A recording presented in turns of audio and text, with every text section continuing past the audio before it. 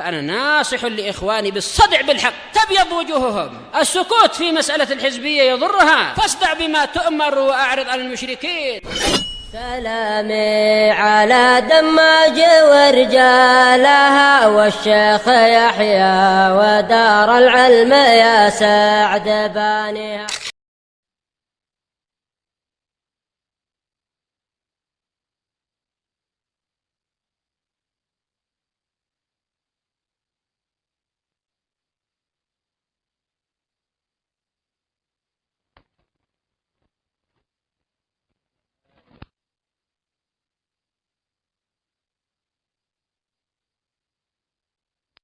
أشهد أن محمدا عبده ورسوله صلى الله عليه وعلى آله وأصحابه ومن تبعهم بإحسان إلى يوم الدين. يا أيها الذين آمنوا اتقوا الله حق تقاته ولا تموتن إلا وأنتم مسلمون. يا أيها الناس اتقوا ربكم الذي خلقكم من نفس واحدة وخلق منها زوجها وبث منهما رجالا كثيرا ونساء واتقوا الله الذي تساءلون به والأرحام إن الله كان عليكم رقيبا.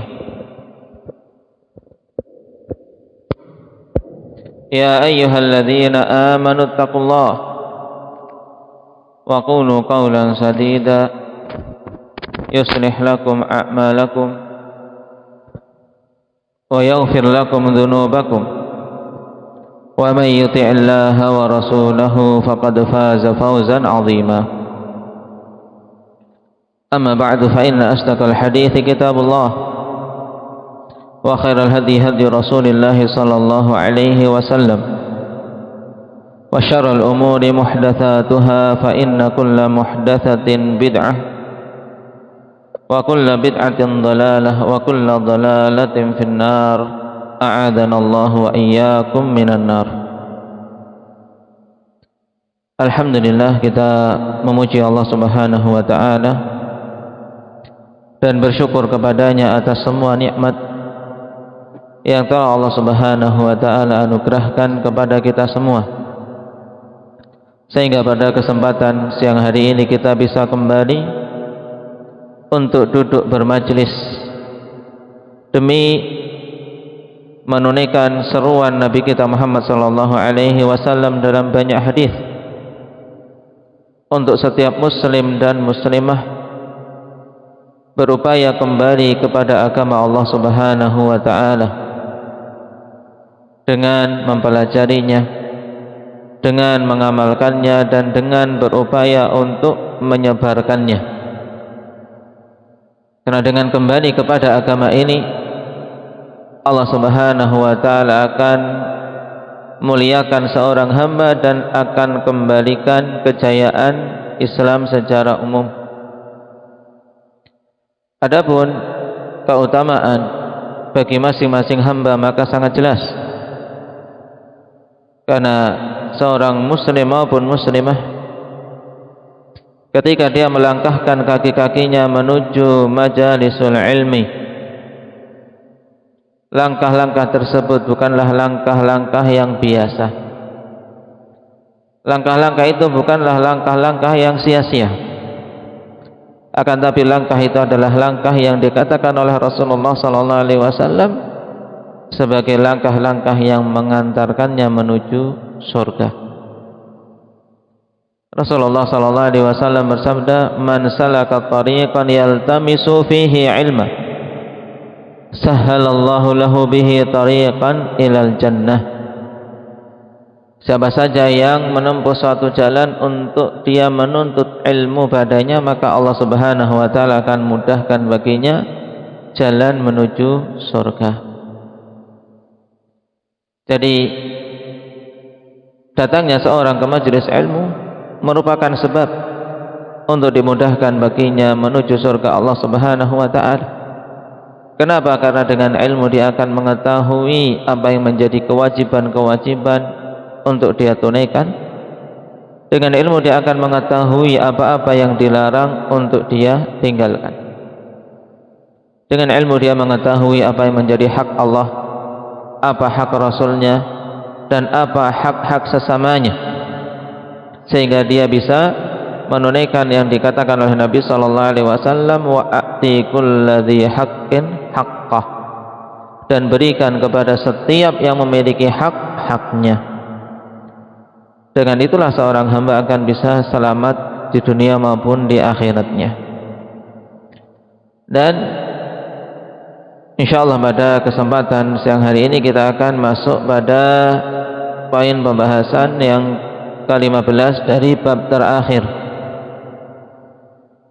dalam kitab Adabul Muslimat. Qala Syekhuna Abdullah Al-Iryani hafizahullahu ta'ala, la tadkhulul malaikatu baitan fihi kalbun aw surah. Malaikat tidak akan masuk ke dalam rumah yang ada padanya anjing atau gambar makhluk yang bernyawa. Kesesuaian bab ini dengan pokok pembahasan penjagaan rumah dan menjaga anak-anak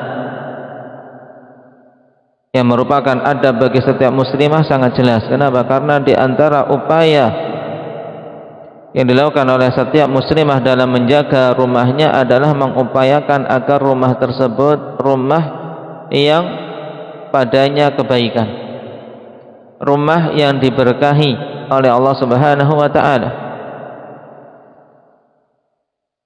Dan di antara sebabnya adalah masuknya para malaikat-malaikat rahmah ke dalam rumah tersebut. Dan di antara hal yang menjadi penghalang masuknya malaikat rahmah ke rumah-rumah adalah dengan adanya anjing dan gambar-gambar makhluk yang bernyawa. Baik keberadaan dua perkara ini disengaja maupun tidak disengaja. Baik dua perkara ini ada pada rumah orang yang mulia atau rumah orang-orang biasa. Bukti untuk hal tersebut bisa kita lihat dalam hadis yang dipaparkan oleh Syekh hafizahullah ta'ala. Kita baca hadisnya.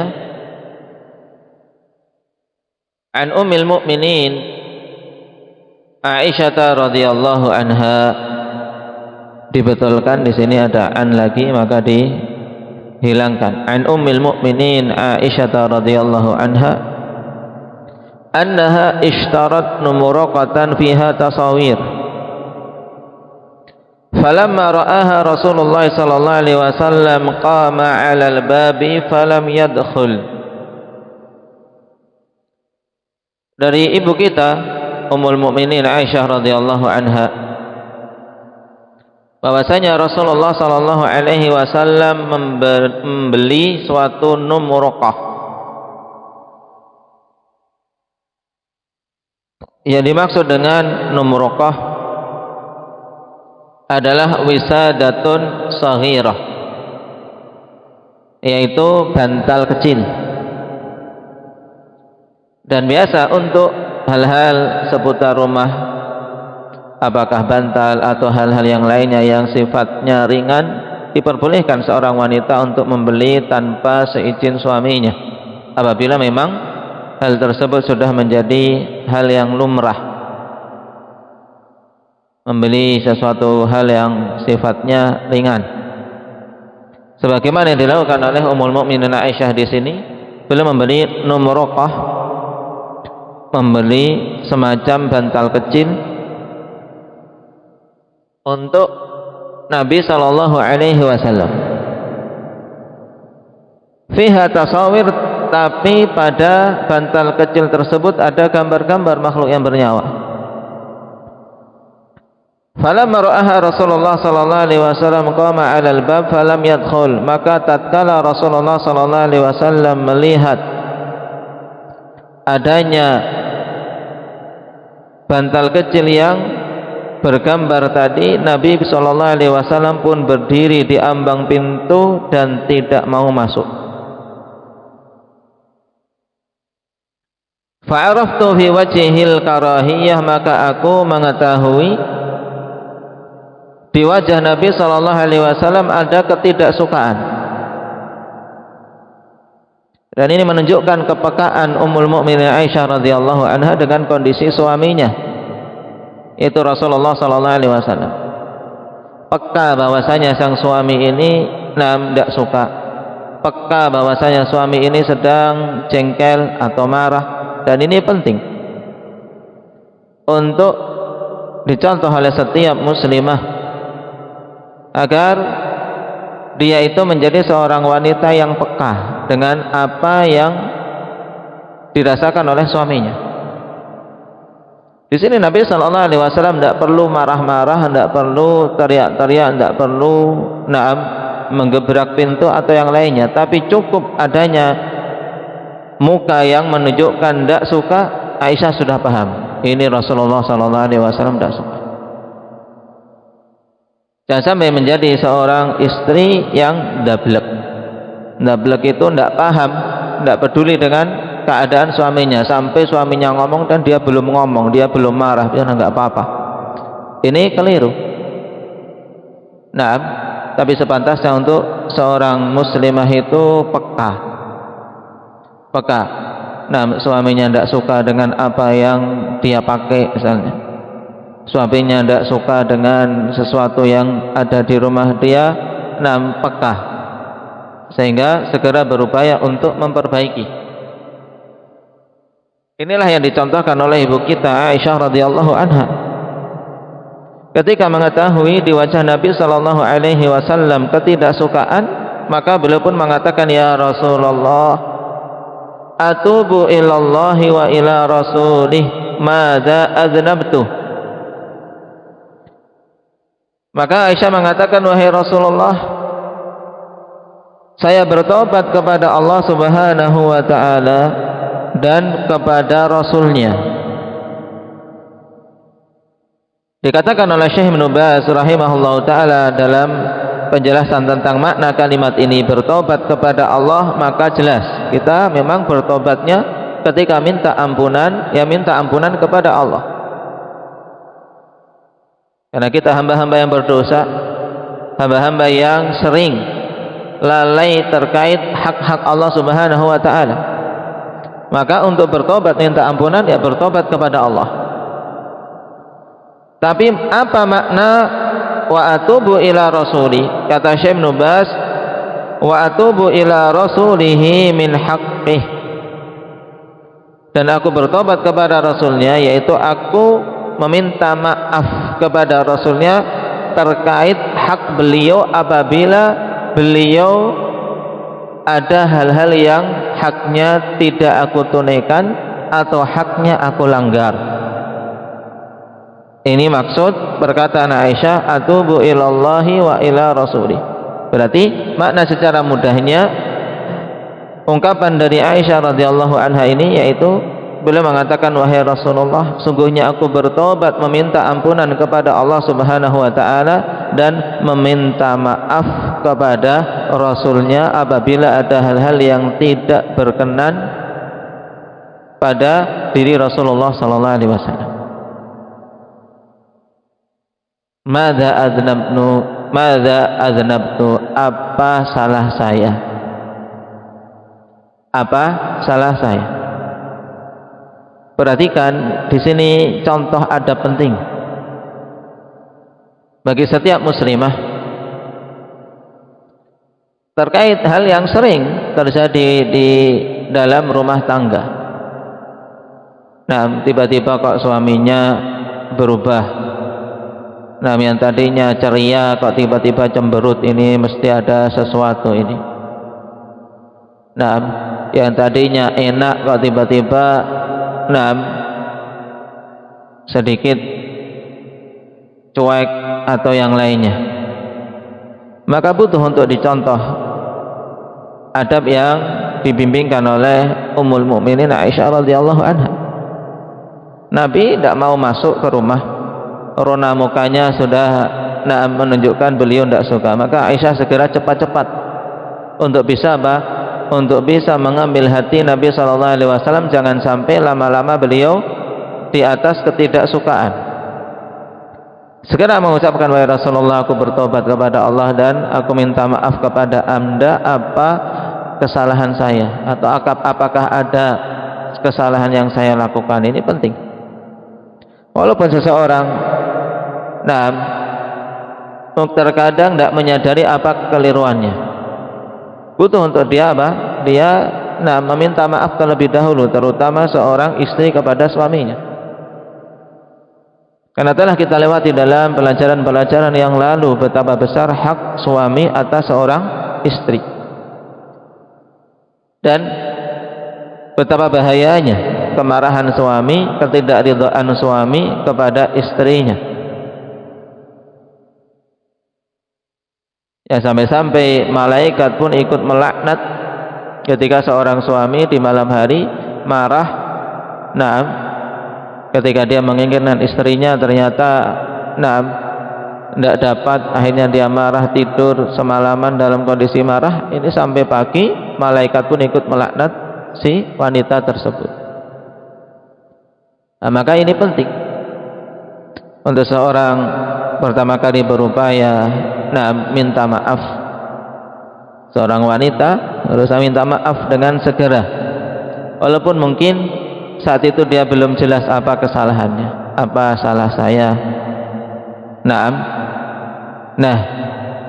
Ketika Nabi sallallahu alaihi wasallam ditanya oleh sang istri demikian, maka beliau pun menjawab, qala ma balu hadhihi numruqah. Ini juga contoh untuk kita semua, contoh untuk setiap suami dan siapa saja yang ditanya oleh seseorang yang merasa bersalah terhadapnya, untuk menjelaskan dan mencari kejelasan sebelum dia melampiaskan amarahnya. Butuh untuk bertanya apa tujuan adanya benda ini di rumah.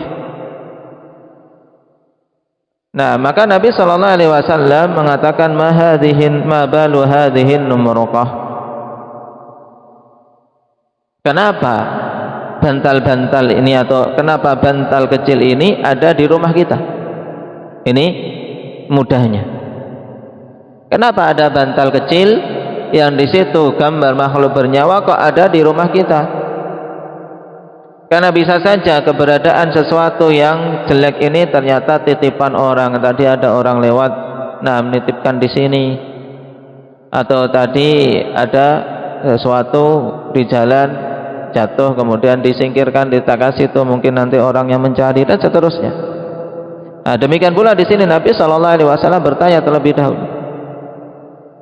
Maka baru Aisyah radhiyallahu anha menjelaskan tujuan baik beliau kenapa sampai membeli numruqah tersebut.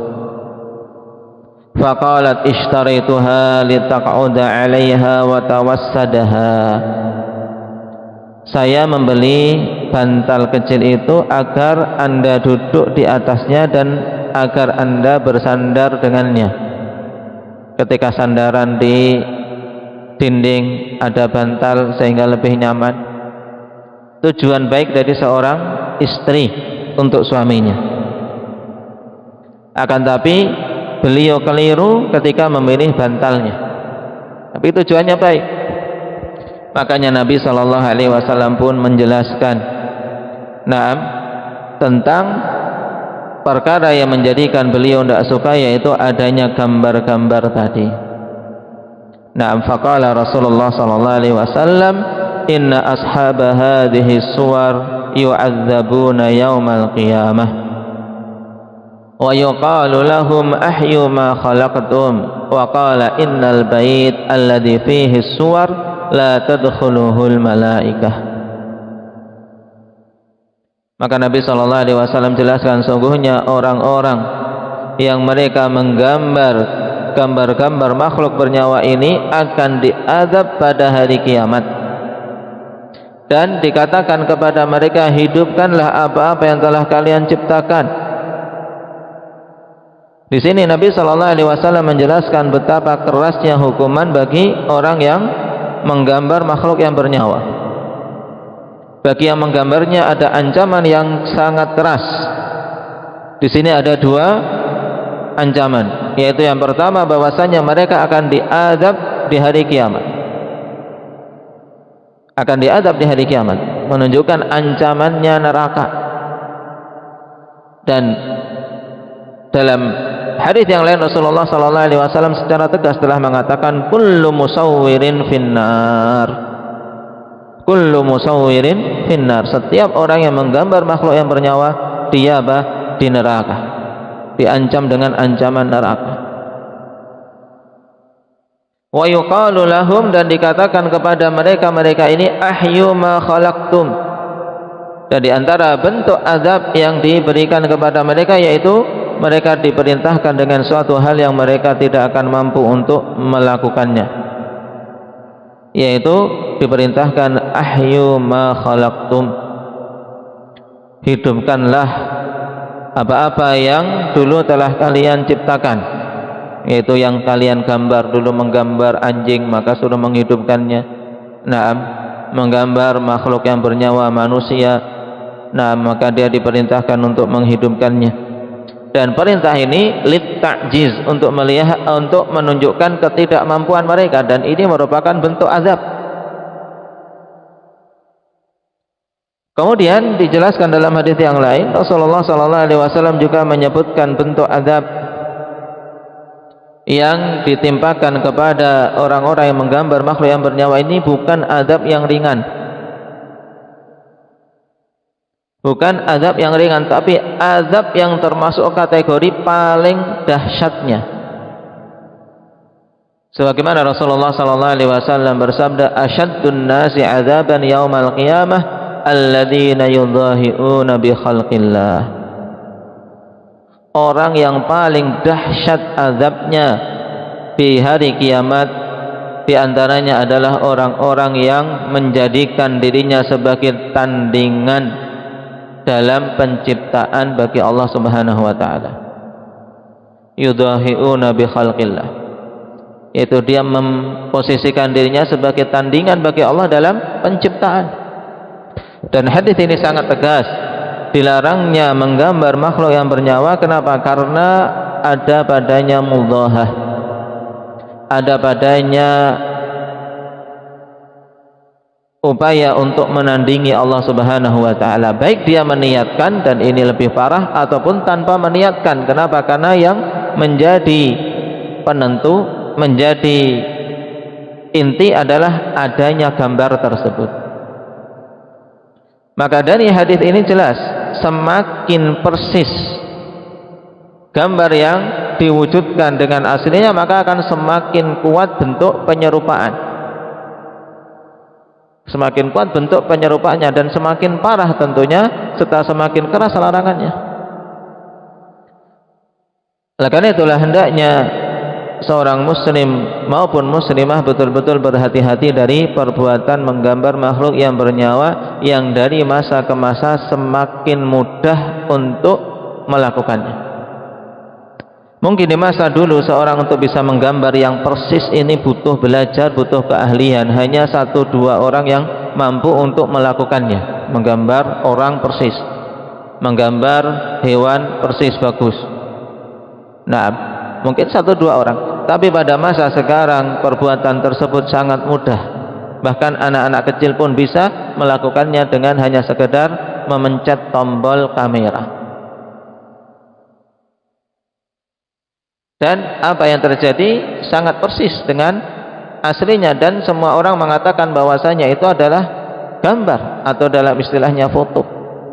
Dalam bahasa Arab surah, dikatakan surah. Oleh karena itulah para ulama secara tegas menyatakan bahwasanya foto-foto yang ada ini, gambar-gambar makhluk yang bernyawa yang dihasilkan oleh kamera-kamera tersebut merupakan gambar makhluk yang bernyawa yang masuk di dalam larangan hadis-hadis ini. Nah, masuk dalam larangan hadis-hadis. Nah,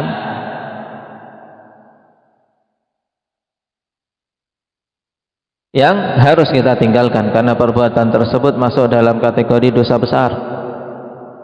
Sehingga jangan sampai kita bermudah-mudahan dalam perkara ini hanya karena mengikuti trendy, hanya karena mengikuti banyaknya manusia yang melakukannya, karena sungguh ancamannya sangat keras.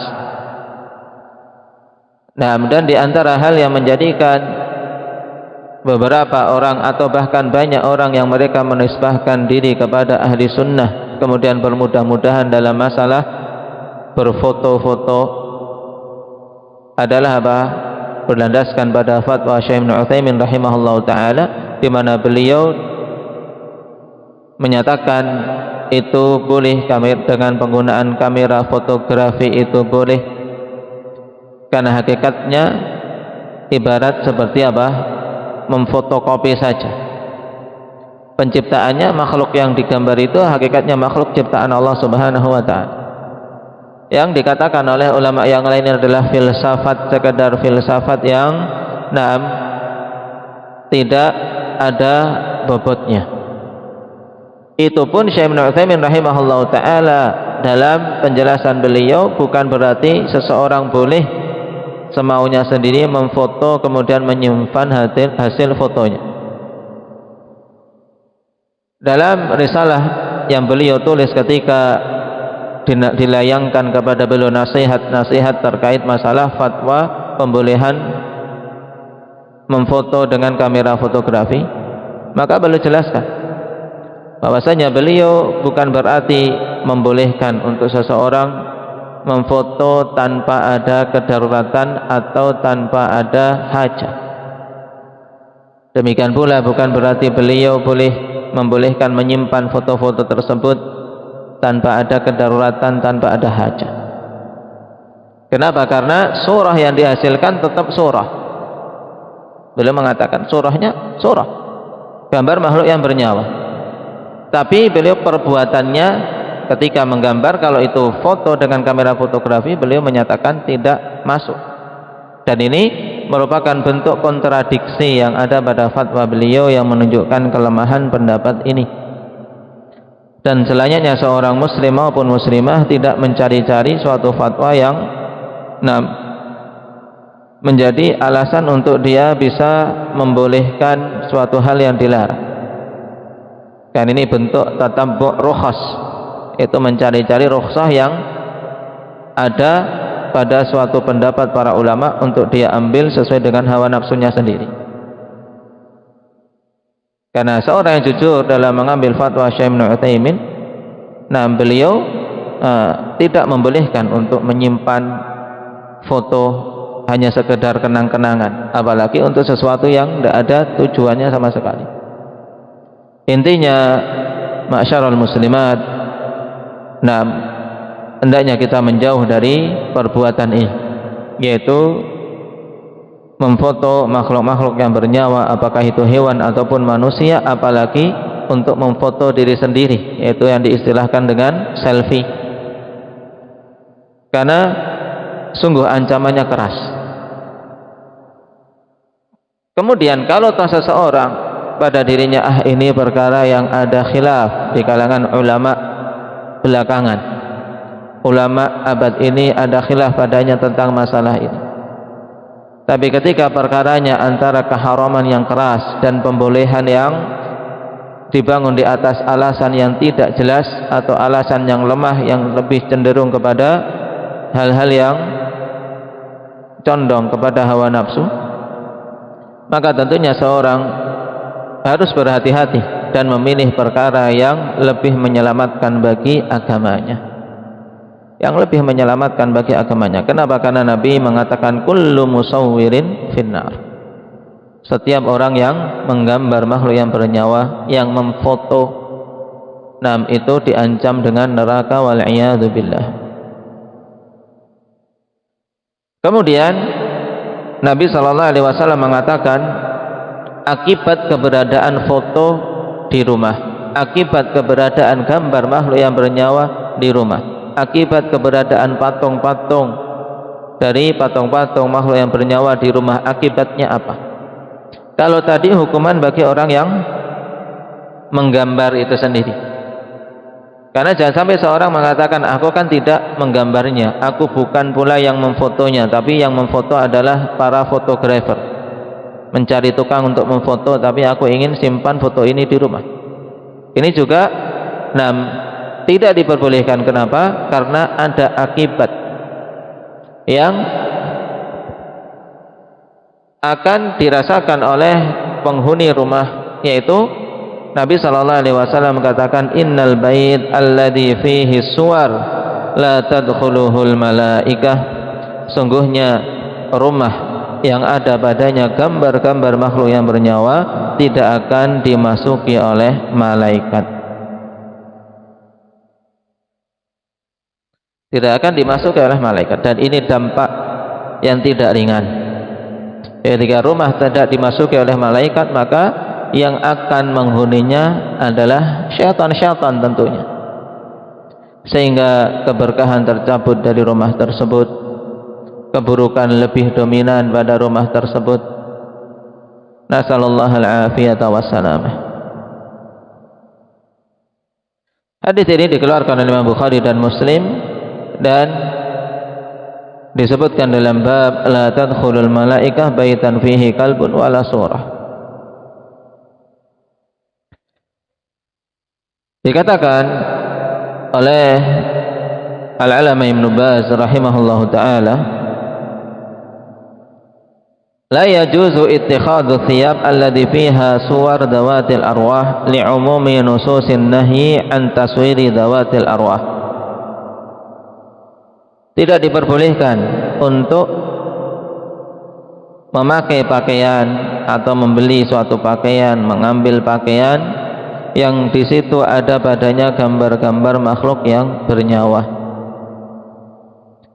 Apa dasarnya? Li'umumi nususin nahi an taswiri dzawatil arwah, berdasarkan keumuman larangan dari menggambar makhluk yang bernyawa. Kemudian kata beliau, wattikhadhuha fil buyut, demikian pula tidak diperbolehkan untuk menyimpannya di rumah-rumah. Walima fi ittikhadil mar'ah malabis fiha suwar minal fitnah, dikarenakan kalau wanita memakai pakaian yang di situ ada gambar-gambar makhluk yang bernyawa, padanya fitnah. Wa khasatan idza kharajat min baitiha aw kana ma'aha ajanib fi dariha, dan terkhusus lagi apabila dia keluar dari rumahnya dengan pakaian tersebut atau bersamanya laki-laki yang bukan mahramnya di rumah tersebut. Dan dikatakan oleh Syekhuna Abdullah Al-Riyani hafizahullah ta'ala bahwasanya ini adalah pendapat dari kalangan Syafi'iyah dan juga dari kalangan Hanabilah, pendapat Imam Ahmad pada sebagian riwayat dan sebagian Hanabilah. Dan Imam Nawawi rahimahullah ta'ala menegaskan bahwasanya ini pendapat jumhur ulama. Pendapat jumhur ulama, mereka berdalil dengan dalil-dalil yang sangat banyak yang menunjukkan haramnya gambar makhluk yang bernyawa. Maka jangan sampai kita dalam masalah ini bermudah-mudahan. Taib. Hadis yang kedua, wa an Abdullah bin Umar radhiyallahu anhuma qala wa'ada an-nabiy sallallahu alaihi wasallam Jibril, atau wa'ada an-nabiy sallallahu alaihi wasallam Jibril farasa alaihi hatta ishtadda 'ala an-nabiy sallallahu alaihi wasallam fa kharaja an-nabiy sallallahu alaihi wasallam faraqiyah. Jibril berjanji untuk bertemu dengan Nabi sallallahu alaihi wasallam. Akan tapi ternyata Jibril terlambat, kok tidak datang pada waktu yang telah dijanjikan. Ini Jibril. Maka hal tersebut menjadikan Rasulullah sallallahu alaihi wasallam merasa berat. Kenapa Jibril kok tidak datang sesuai dengan apa yang dijanjikan? Maka Nabi sallallahu alaihi wasallam pun keluar dari rumah beliau. Falaqiyah, kemudian Nabi SAW bertemu dengan Jibril di luar rumah. Fasaka ilaihi ma wajad, maka kemudian Nabi SAW mengeluhkan apa yang beliau dapati. Kenapa Jibril kok tidak datang-datang, padahal dia sudah berjanji untuk bertemu. Faqala lahu, maka Jibril pun menjawab, inna la nadkhulu baitan fihi suratun wala kalbun. Maka Jibril mengatakan, sungguhnya kami tidak akan masuk ke dalam suatu rumah yang padanya gambar makhluk yang bernyawa, dan tidak akan masuk ke dalam suatu rumah yang ada padanya anjing. Hadis ini dibawakan oleh Syekh yang diriwayatkan oleh Imam Bukhari rahimahullahu taala untuk menunjukkan bukti bahwasanya malaikat tidak akan masuk ke dalam rumah yang ada padanya gambar makhluk yang bernyawa walaupun satu, dan tidak akan masuk ke dalam suatu rumah yang di situ ada anjing walaupun satu, walaupun tidak disadari keberadaannya. Dan rumah yang tidak dimasuki ini, masuk di dalamnya juga rumah Nabi Sallallahu Alaihi Wasallam. Bahkan rumah Nabi tidak akan dimasuki oleh malaikat, walaupun itu malaikat yang paling utama, yaitu malaikat Jibril. Karena Jibril adalah malaikat yang paling utama dari malaikat-malaikat Allah Subhanahu wa taala. Ternyata malaikat Jibril yang begitu kuat, memiliki 600 sayap dengan kekuatan yang luar biasa dan kemuliaan yang tinggi di sisi Allah Subhanahu wa taala, ternyata terhalangi dari masuk ke dalam rumah yang di situ ada gambar makhluk bernyawa atau anjing. Dan rumah tersebut rumah Nabi Sallallahu Alaihi Wasallam. Nah, dan Jibril pun sudah berjanji untuk bertemu dengan Nabi, tapi karena Nabi berada dalam rumah yang di situ ternyata ada salah satu dari dua hal ini yang tidak disadari oleh Nabi Sallallahu Alaihi Wasallam keberadaannya di dalam rumah, maka Jibril terhalangi dari masuk ke dalam rumah tersebut. Maka ini cukup sebagai bukti bagi kita semua, bahwasanya perkaranya hak. Para malaikat tidak akan masuk ke dalam rumah yang di situ ada gambar makhluk yang bernyawa. Demikian pula di situ ada ada anjing.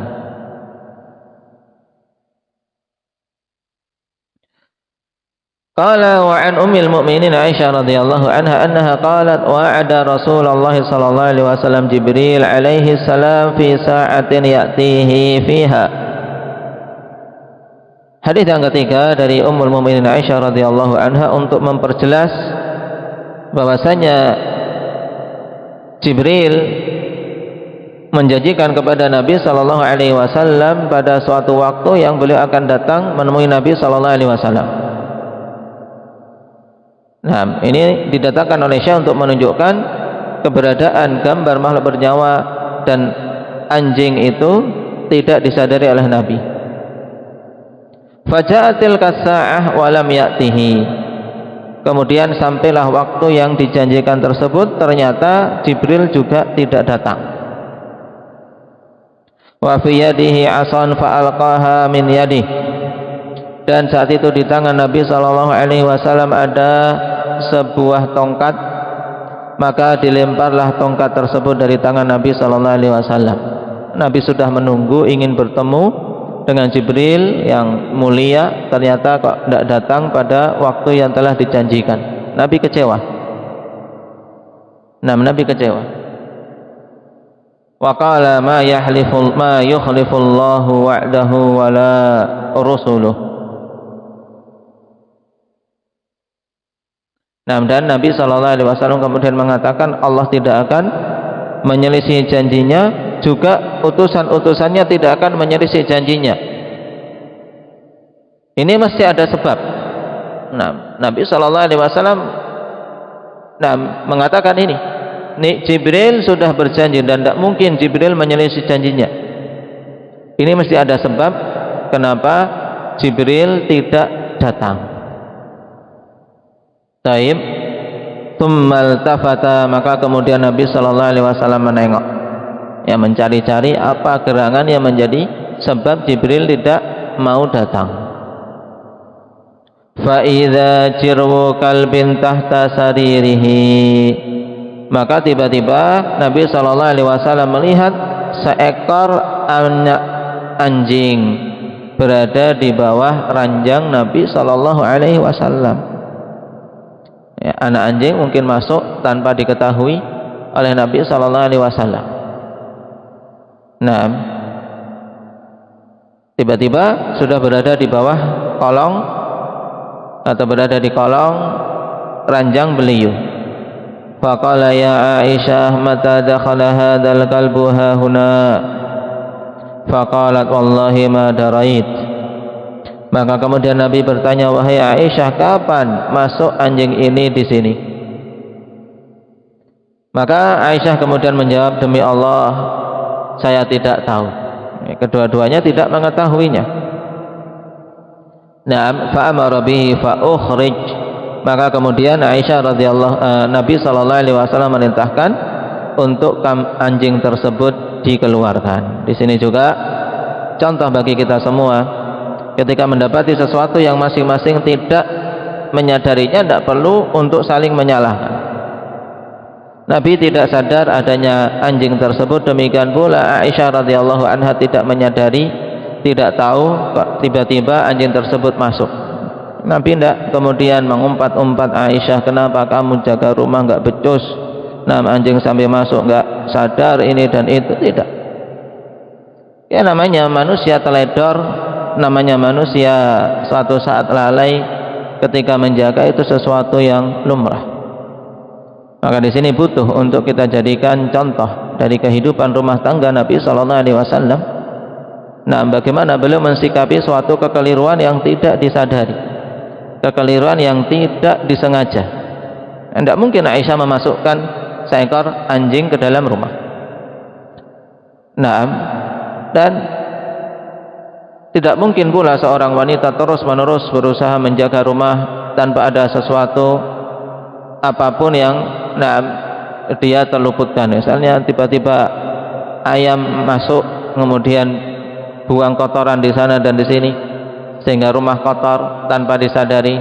Ya, nah ketika sesuatu tidak disadari, tidak perlu kemudian melampiaskan amarah kepada mereka-mereka yang memang tidak sengaja atau teledor dalam hal tersebut. Menegur, mungkin dengan cara yang lembut boleh. Akan tapi kalau kemudian melampiaskan amarah, ini tentunya sesuatu yang salah, yang tidak sesuai dengan apa yang dicontohkan oleh Rasulullah sallallahu alaihi wasallam di sini. Cukup. Nabi sallallahu alaihi wasallam merintahkan, sudah keluarkan anjing tersebut. Maka dikeluarkanlah anjing tadi. Faja'a Jibril, Jibril pun kemudian datang. Faqala Rasulullah sallallahu alaihi wasallam, wa'adtani fajalastu laka falam ta'ti. Nabi mengatakan, engkau telah berjanji kepadaku, kemudian aku duduk menunggumu, tapi engkau tidak datang wahai Jibril. Faqala, maka Jibril kemudian menjelaskan, mana'anil kalbul ladzi kana fi baitik, inna la nadkhulu baitan fihi kalbun wala surah. Telah menghalangiku seekor anjing yang berada di rumahmu. Dan telah kita ketahui keberadaan anjing tersebut, apakah diketahui, disadari, disengaja oleh Nabi atau tidak? Dan jawabannya tidak. Nabi tidak tahu, Nabi tidak sadar, Nabi tidak menyengaja. Demikian pula Aisyah tidak menyengaja untuk memasukkan anjing tadi. Tapi apa akibatnya? Tetap berakibat terhalanginya malaikat masuk ke dalam rumah. Demikian pula gambar-gambar makhluk yang bernyawa. Kenapa? Karena Nabi sallallahu alaihi wasallam menggabungkan penyebutan itu, dan demikian pula Jibril di sini menggabungkan penyebutan sebab yang malaikat tidak akan masuk ke dalam rumah seseorang. Inna la nadkhulu baitan fihi kalbun wala surah. Sungguhnya kami, yaitu para malaikat, tidak akan masuk ke dalam suatu rumah. Baitan di sini nakirah dalam konteks nafi, menunjukkan umum rumah siapapun. Inna la nadkhulu baitan, sesungguhnya kami tidak akan masuk suatu rumah fihi kalbun, yang ada padanya anjing, wala surah, dan ada padanya gambar makhluk yang bernyawa. Maka jelas di sini akibat yang fatal keberadaan anjing di dalam rumah maupun gambar makhluk yang bernyawa di dalam rumah. Dan mengenai anjing itu sendiri telah datang juga larangan yang sangat keras bagi siapa saja yang memelihara anjing, memasukkannya di dalam rumah tanpa ada hajat, tanpa ada alasan syar'i yang karenanya diperbolehkan. Karena datang pengecualian pada beberapa hal diperbolehkan seseorang memelihara anjing. Nah, anjing untuk menjaga hewan-hewan gembalaan, untuk menjaga pertanian, dan seterusnya dalam hadis-hadis yang lain. Intinya, siapa saja memelihara anjing tanpa uzur syar'i, maka setiap harinya akan berkurang pahalanya 1 qirat. Setiap hari. Nah, ini tentunya suatu akibat yang sangat fatal. 1 qirat itu seperti gunung Uhud, setiap harinya hilang. Karena apa? Karena dia memelihara anjing tanpa udzur syar'i. Juga malaikat tidak akan masuk ke dalam rumahnya. Nasallallahu al-afiyata wassalam. Hadis yang keempat, wa an Abi Talhah Al-Ansari radhiyallahu anhu anin Nabi sallallahu alaihi wasallam, la tadkhulul malaikah baitan fihi kalbun wala surah. Nabi sallallahu alaihi wasallam bersabda, malaikat tidak akan masuk ke dalam suatu rumah yang ada padanya anjing dan ada padanya gambar makhluk yang bernyawa.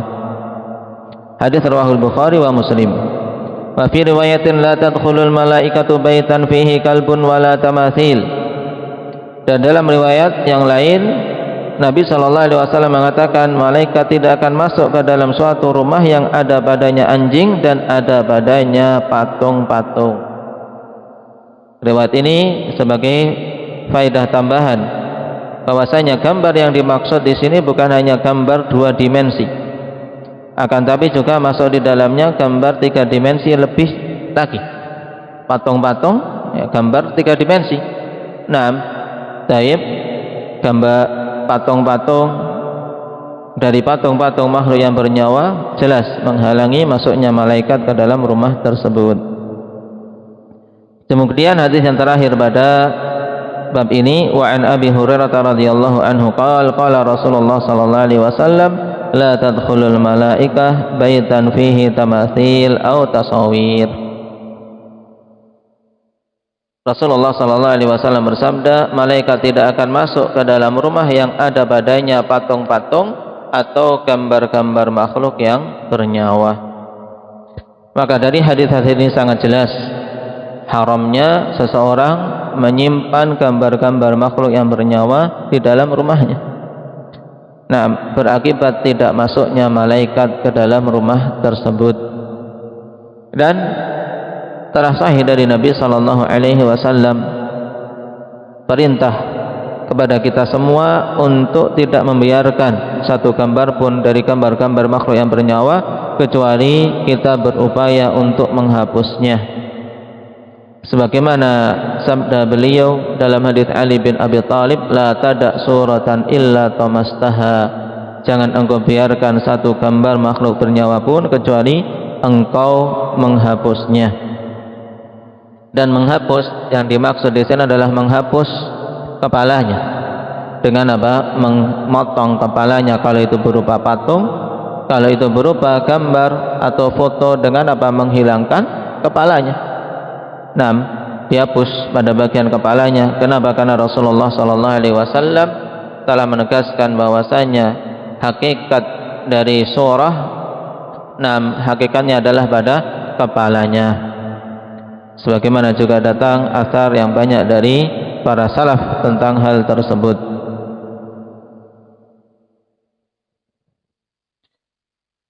Dan para ulama menjelaskan bahwasanya bait dalam lughah Arabiyah biasa diungkapkan untuk menunjukkan makna ghurfah,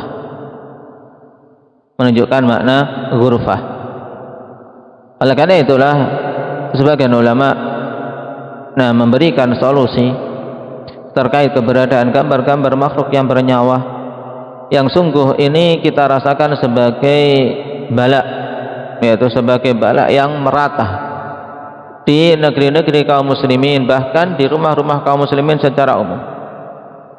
Hampir-hampir kita menyerah untuk apa? Untuk berupaya membersihkan rumah-rumah kita dari gambar-gambar makhluk yang bernyawa.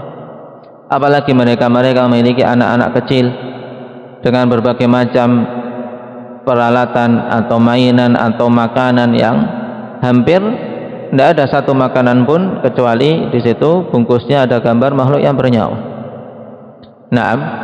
Maka ketika bait terkadang secara urf Arab itu dimaknakan dengan ghurfah, maka sebagai solusi diupayakan untuk misalnya hal-hal yang memang di situ gambar-gambar makhluk yang bernyawa dikhususkan untuk berada di suatu tempat, di gudang tertentu di rumahnya, sehingga kamar-kamar yang lain itu bebas. Kamar-kamar yang lain itu bebas dari gambar makhluk yang bernyawa, sehingga pada bagian tersebut tidak terhalangi malaikat untuk masuk ke dalamnya. Karena bukan maksudnya kemudian ketika ada satu titik di satu kamar misalnya di situ ada gambar makhluk yang bernyawa kemudian menghalangi keseluruhan bagian kamar-kamar yang lain tidak dimasuki malaikat ketika rumahnya besar.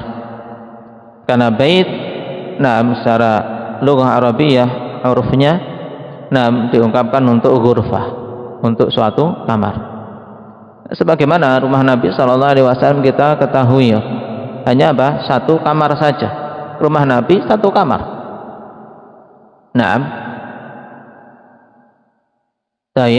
Makanya sebagai solusi pada hal-hal yang tidak bisa kita hapus, seperti misalnya uang, jelas di situ ada gambar makhluk yang bernyawa. Demikian pula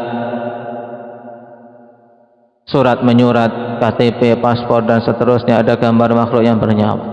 Maka diupayakan untuk berada dikhususkan pada ruangan atau pada gudang tersendiri, sehingga kamar-kamar yang lain, ruangan-ruangan yang lain dari rumah-rumah kita, kita yakin kamar-kamar tersebut terbebas dari gambar-gambar makhluk yang bernyawa. Ini sebagai upaya solusi untuk bisa menanggulangi banyaknya gambar-gambar, dan terkadang ada hal-hal yang memang kita tidak mampu menghapusnya, seperti pada foto-foto yang harus ada pada surat menyurat tadi. Dan kita berharap jangan sampai keberadaan hal-hal tersebut menghalangi untuk masuknya malaikat di keseluruhan kamar-kamar yang ada di rumah kita. Sebagaimana pula kita memohon kepada Allah Subhanahu wa taala ampunan atas kelemahan kita dan keteledoran kita terkait perkara ini, karena sungguh terkadang karena saking banyaknya menjadikan seseorang melemah, seorang ibu melemah dalam hal ini. Karena hampir perkara-perkara yang ada yang berkaitan dengan anak-anak itu sulit sekali untuk membebaskan dari adanya gambar-gambar makhluk yang bernyawa. Pampers, dalam satu pampers saja sudah sekian banyak gambar. Kalau mau dicoretin semua, ini masyaqqah yang sangat besar. Maka selayaknya untuk kita banyak memohon ampunan kepada Allah Subhanahu wa taala dan tetap mengerahkan himmah, menguatkan semangat dalam berupaya membersihkan tadi. Dan di antara solusinya tadi berupaya untuk mengkhususkan tempat taib dari bagian rumahnya di situ, seandainya memang ada gambar-gambar yang bernyawa, letaknya di bagian tersebut, di gudang tersebut, sehingga diharapkan pada kamar-kamar yang lain, bagian rumah yang lain itu terbebas secara yakin dari gambar-gambar makhluk yang bernyawa. Barakallahu fikun. Semoga Allah Subhanahu wa taala berikan kepada kita kekuatan untuk bisa menunaikan perintah-perintahnya dan diberi kekuatan untuk bisa menjauhi larangan-larangannya. Karena terkait perkara ini, baik dalam permasalahan menggambarnya, memfotonya, memvideokannya, ini juga sudah merupakan merupakan musibah yang besar yang menimpa umat. Tidak hanya di rumah-rumah biasa, tapi bahkan di rumah Allah Subhanahu wa taala yang paling mulia, di sisi Ka'bah. Seorang yang berhaji atau seorang yang menunaikan umrah, tawaf, akan melihat di antara hal yang sangat menyedihkan adalah perbuatan banyak dari kaum muslimin di rumah yang paling mulia tersebut, di sisi Ka'bah mereka berselfie-ria, berfotoria, melakukan perkara yang diharamkan oleh Allah Subhanahu wa taala. Dianggap sebagai sesuatu yang biasa. Namun jangan sampai kita ketika melihat banyaknya manusia melakukan hal tersebut kemudian luntur pengingkaran kita, luntur keyakinan kita bahwasanya perbuatan tersebut adalah perbuatan yang haram. Kemudian kita ikut-ikutan latah, bermudah-mudahan sudah ikut berfotoria saja. Ini adalah suatu hal yang keliru. Kenapa? Karena jelas dalil-dalilnya telah kita sebutkan sebagiannya tadi. Barakallahu fikum. Nasallallahu taufiq lima yuhibbuhu wa yardah. Naktahi bihadza. Subhanakallahumma bihamdik asyhadu an la ilaha illa anta astaghfiruka wa atubu ilaik.